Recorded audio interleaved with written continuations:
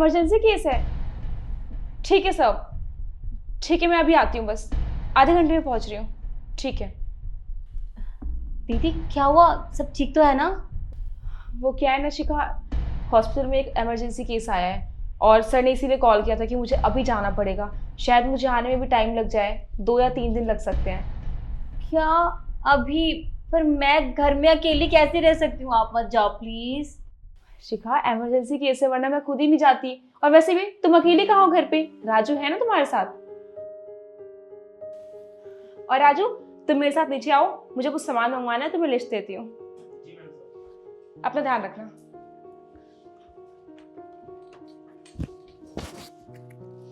चलो अच्छा है, दीदी तो गई, इससे अच्छा मौका मुझे नहीं मिलेगा। जल्दी से केशव को बुला लेती हूँ। मैम साहब, ये क्या, मैंने अभी आपको सब कुछ दिखाया, छोटी मार्किंग कैसे अपने बॉयफ्रेंड से बात करिए, आप फिर भी हॉस्पिटल जा रहे हो। तुम्हें क्या लगता है राजू, मैं इतनी बड़ी पागल हूँ कि ये सब कुछ जानने के बाद भी हॉस्पिटल जाऊंगी? ये तो बस मेरा एक प्लान है, शिखा को रंगे हाथों पकड़ने का। तो बस मेरा एक काम करना, जैसे शिखा का बॉयफ्रेंड यहाँ पे आए तो मुझे कॉल कर देना, मैं नीचे कार में वेट कर रही हूँ। ठीक है? ठीक है मैम साहब। हेलो बेबी, कहाँ पर हो? अरे घर पे क्या कर रहे हो? तुम जल्दी से मेरे घर आ जाओ। अरे दीदी गई, उनको ना इमरजेंसी जाना पड़ा, हाँ कोई काम आ गया है। अरे वो शायद 2-3 दिन बाद आएंगी, लेकिन तुम जल्दी से आ जाओ। राजू को मैं जैसे तैसे करके यहाँ से भगा दूंगी। हाँ उसकी टेंशन मत लो, बस तुम आ जाओ। ठीक है, मैं तुम्हारा इंतज़ार कर रही हूँ। बाय। ये काम तो हो गया, बट राजू को कैसे भगाऊँ? राजू सुनो। जी मैम साहब। देखो मुझे कुछ सामान मंगवाना है मार्केट से, तुम अभी जाके ले आओगे प्लीज़? मैम साहब वो शाम को ले आता। शाम को क्यों?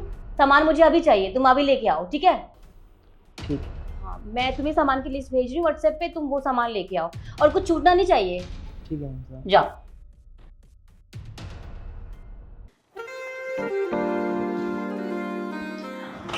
हाँ हाँ, पूरे मूड में लग रहे हो आज तो। अरे मूड में क्यों ना होगा, तुमने जो बुलाया है। अच्छा कहाँ थे अब तक? पता कब से वेट कर रही हूँ तुम्हारा। यार तुम्हें नहीं पता, तुम्हारे लिए ना मैं छत से कूद कर आया हूँ ताकि कोई पड़ोसी हमें देख ना ले। और ये तुम्हारे लिए लेकर आया हूँ। मेरे लिए थैंक यू सो मच। वैसे ये बताओ, तुम्हारी बहन कहाँ है? अरे उसको कोई इमरजेंसी काम आ गया था, वो तो गई, और शायद वो 2-3 दिन बाद आएगी। वो तुम्हारा नौकर? नौकर को मैंने जरूरी काम से बाहर भेज दिया है, उसको तो इतनी लंबी लिस्ट दे दी है कि वो रात तक आएगा। ये तो बहुत अच्छी बात है। तो फिर चले? चलो ना, चलते हैं। चलो।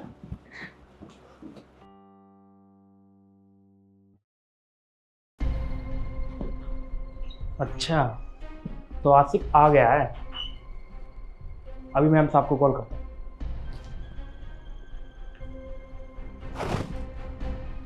हेलो मैम साहब।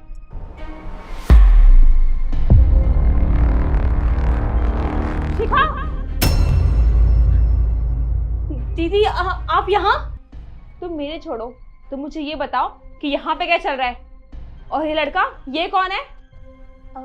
ये मेरा बेस्ट फ्रेंड है। वो क्या है ना, हम कॉलेज की कुछ असाइनमेंट्स बना रहे थे तो उसी पे काम कर रहे हैं, स्टडी कर रही थी साथ में। अच्छा, तो मतलब तुम्हारे गोद में सर रख के यहाँ पे स्टडी हो रही थी? तुम्हें मुझसे झूठ बोलने की कोई जरूरत नहीं है, क्योंकि मैं जानती हूँ कि ये तुम्हारा कॉलेज फ्रेंड नहीं बल्कि बॉयफ्रेंड है ना? आपको कैसे पता चला कि ये मेरा बॉयफ्रेंड है? मुझे पता था कि तुम यही सोच रही होगी कि मुझे कैसे पता चला कि ये तुम्हारा बॉयफ्रेंड है। जब सुबह तुम इससे वीडियो कॉल में बात कर रही थी ना, तो राजू ने मुझे सब कुछ शीशे में दिखा दिया था। शिखा, तुम्हें ये सब कुछ करते हुए जरा भी शर्म नहीं आई? अरे एक बार तो हमारे बारे में सोच लिया होता, अपने घर की इज्जत के बारे में सोच लिया होता। ये क्या किया तुमने? हाँ, और तुम यहाँ पे खड़े होके हमारी बातें क्या सुन रहे हो? ये हमारा फैमिली मैटर है, हम खुद सॉल्व कर लेंगे, समझे? और हाँ, एक बात और, अगर आज के बाद तुम इस सोसाइटी के आसपास भी दिखाई दिए ना, तो तुम्हें मैं जेल में भिजवा दूंगी, समझे? अब निकलो यहाँ से।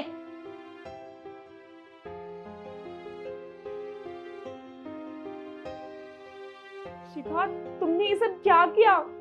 मैं तुम्हें कॉलेज भेजती हूँ पढ़ने के लिए, और तुम वहां पे जाके बॉयफ्रेंड्स बना रही हो। अरे तुम जानती कहाँ हो इन लड़कों को? तुम्हें नहीं पता यहाँ के लड़के कैसे हैं। ये बस गर्लफ्रेंड्स टाइम पास के लिए बनाते हैं और कुछ टाइम बाद तुम्हें धोखा देके चले जाएंगे किसी और के पास। तुम अभी अभी गांव से आए हो, तुम बहुत भोली हो, तुम्हें नहीं पता यहाँ के लोगों का नेचर कैसा है। और तुमने मुझसे भी बताना जरूरी नहीं समझा कि तुम्हारा बॉयफ्रेंड है। कम से कम मुझे तो बताया होता इस बारे में। अरे मेरी छोड़ो, कम से कम पापा और मम्मी के बारे में सोचा होता। अगर उनको पता चलेगा कि तुम यहाँ पे ये सब काम कर रही हो तो वो बेचारे तो शर्म के मारे डूब मरेंगे कहीं। दीदी प्लीज पापा मम्मी को कुछ मत बताना, अगर उनको पता चला वो बहुत गुस्सा करेंगे। और रही बात बॉयफ्रेंड की, तो ये सब मैंने शौक के लिए बनाया। मेरी सारी फ्रेंड्स बॉयफ्रेंड बनाती है, मुझे अच्छा नहीं लगता था, मुझे भी शौक चढ़ गया बॉयफ्रेंड बनाने का, इसलिए दिखावे के लिए मैंने ये सब किया। आई एम सॉरी, आज के बाद उससे कभी बात नहीं करूंगी, प्लीज मुझे माफ कर देना।